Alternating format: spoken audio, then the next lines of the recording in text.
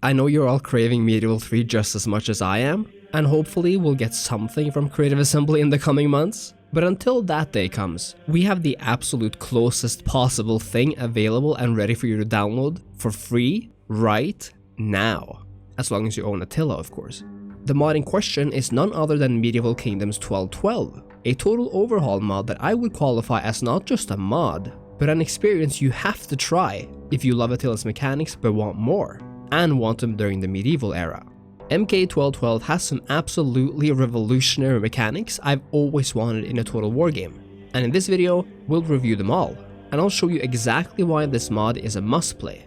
There's also a massive update out now, and we'll go through the biggest takeaways from that as well. And if that sounds good to you, I hope you leave a comment and subscribe to the channel. It would really help me out. And now, Medieval Kingdoms 1212. Most medieval games begin in a year like 1066 because it's an age where so many things are possible. England can go tits up to any of the Norwegians, English, or the Normans. Spain is a toss-up. The Eastern Roman Empire is still a player worthy of respect. The Islamic world is arguably at one of its highest points of power, and there's a measly 30 years until the launch of the First Crusade. But Medieval 1212 says f that shit and jumps way ahead to the year 1212, which should be obvious by now, a year with arguably a bucket loads of added desperation and tension. Let's do the roll call, shall we?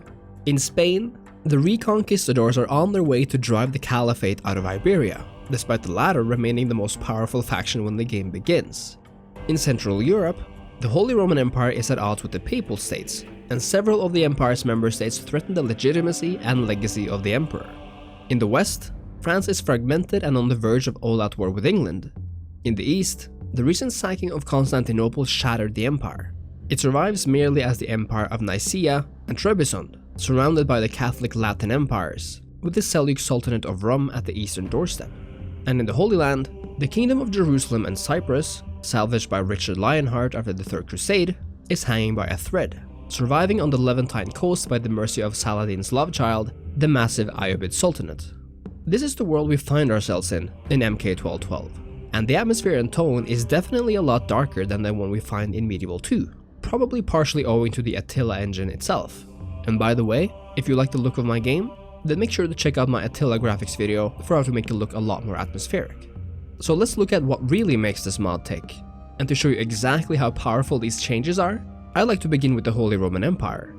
The HRA is something every strategy game has a hard time dealing with because it's such a complex and massive confederation of states.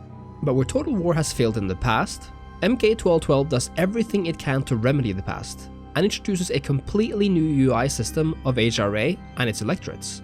Here, you get a full overview of the empire and its states, and there's even a system dedicated to imperial power and reforms. A new emperor is crowned when the last one dies, and if the faction changes, that faction will now be named the Holy Roman Empire, which really adds so much weight to this title and system. I just personally have such a love for maps and immersive UI experiences like this, and I can't believe that they managed to put this into the game, something that was never there to begin with, but which just looks so damn good. Depending on how the game goes, the Pope can even declare a pretender to the Holy Roman throne, raising the stakes even higher. And speaking of the Pope, we have a papal system now for every Catholic faction. It's quite simple but still important to understand. You see, you can at any time see how much papal favor you have, and this favor determines whether you get a public order boost or become excommunicated. So no pressure. Your papal standing is determined by your actions. So if you release Catholic prisoners, your standing goes up.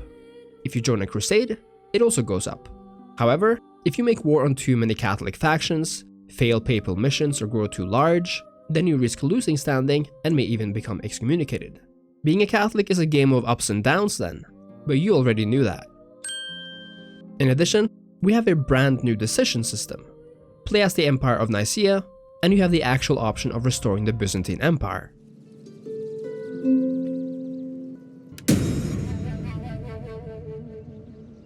Achieve that, and you have the option to restore the Roman Empire. Play as the Kingdom of Castile, and you can create the Kingdom of Spain, and then an empire if you so manage. Play as France, and you can dare to create the French Empire.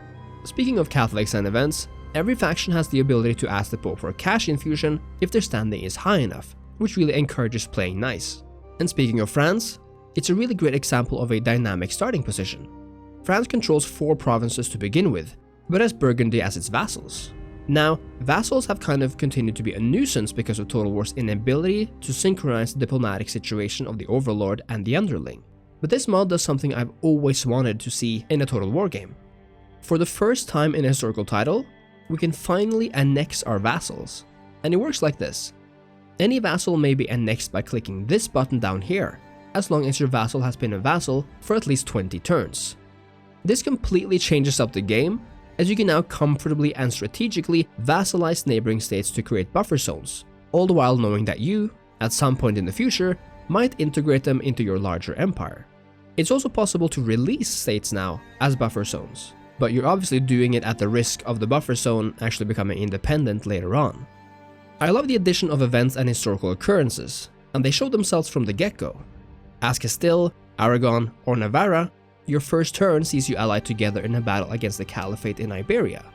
Your second turn throws England and France into a major war, and several other factions have similar decisions or choices to make. Every technological advance is changed as well, and you'll get different research depending on which faction and culture you play as. One last major aspect we haven't talked about yet are the provinces. MK1212 has completely gotten rid of the province system Total War has sworn to since Rome 2, and made every single city independent from others, and have raised the governor limit to allow for more of them. Each city can also be taken in different directions depending on your faction. So as a Catholic, for example, you can now construct a city focusing on trade, a castle focusing on warfare, or a church estate focusing on religion, but you still have the freedom to build whatever you want in the building system. Plus, they somehow managed to increase the building limit in each city all the way to 10, which is amazing, but will take you a long time since it's all dependent on the city's growth numbers. And speaking of growth, MK1212 even includes a fully fledged population system, which is something I've only ever seen in DEI for Rome 2, so perhaps they've collaborated or something on that one. The way it works is really similar too. Each city is made up of a number of different classes, so you have things like the peasantry, nobility, burghers, and foreigners, and each unit corresponds to each class. But it goes deeper, as the full number of citizens does not mean every one of those are eligible as soldiers, so you'll have to pay attention to the available manpower pool as well, which tends to be much smaller than the actual population numbers. If you're out of people, you won't be able to recruit or reinforce new units of that type, so it's important to be aware of which buildings promotes the growth of the various classes if you wish to recruit particular units. And the units, by the way, arguably half of the main attraction here, are so beautifully made that you think they were made from scratch by the game developers themselves. Every faction sports unique and realistic looking soldiers, from France's knights in blue and gold, England's red and gold, the gorgeous Saracen unit which just oozes Kingdom of Heaven vibes, and the Holy Roman units in their gorgeous black and gold. We also have the favorite Byzantine units with their unique looks that really stand apart from units from the west, and the Crusader units are unmatched when compared to the likes of Medieval 2. I find that the battles this time take a lot longer than in the vanilla game, which I'm a big fan of, and it never really feels like an unfair grind, especially if you play on normal difficulty. What's also extremely cool is the fact that different barracks and population groups are needed in order for you to recruit certain units. So even though they're not necessarily native to a faction, you might be able to recruit units outside of your faction roster if you build the necessary foreigner barracks and have the required amount of foreigners in your country. The only downside of the modding restrictions are probably mostly related to the cities, as it can't be moved around the campaign map, meaning that we have some cities located far away from their actual locations, and on the battle map, where every city looks like they did back in late antiquity. It's a minor issue in the grand scheme of things, but still something to be aware of. And by the way, an awesome new update just dropped, adding some really cool new major things. For one, we now finally have a working mercenary recruitment system. Before, it simply wasn't possible to recruit mercenaries, but now, unique mercenary types can be recruited all over the world, making the system completely region-based. It also doesn't affect the overall population mechanic, which is a nice touch since mercenaries kind of lived off the grid in terms of manpower. In addition, we have completely new or updated unit rosters for Byzantine factions and for some Muslim factions like the Ayyubid Sultanate and the Seljuks, which look absolutely gorgeous.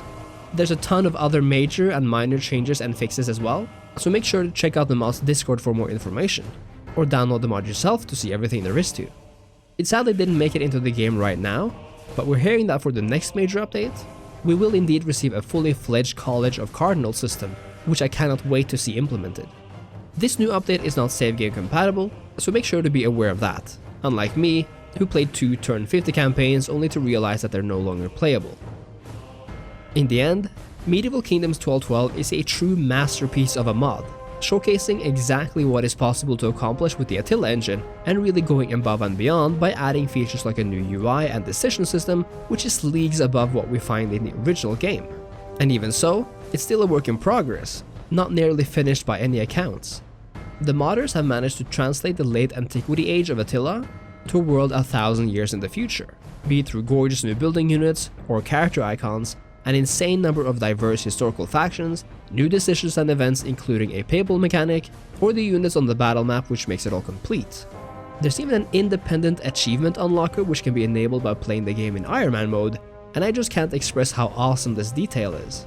I highly recommend checking out MK1212 right now, not only if you're interested in an awesome medieval experience, but simply if you're interested in one of the deepest historical Total War experiences to date.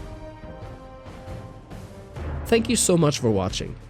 I know that MK1212 has been out for a while now, but I recently got really hooked on the mod and felt the need to talk about it and share my experiences with you.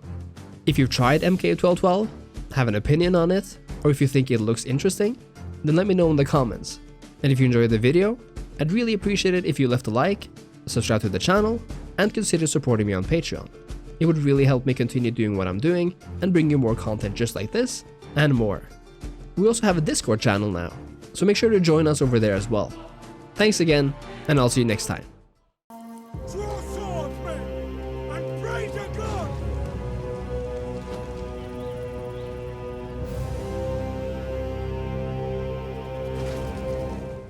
Cheers.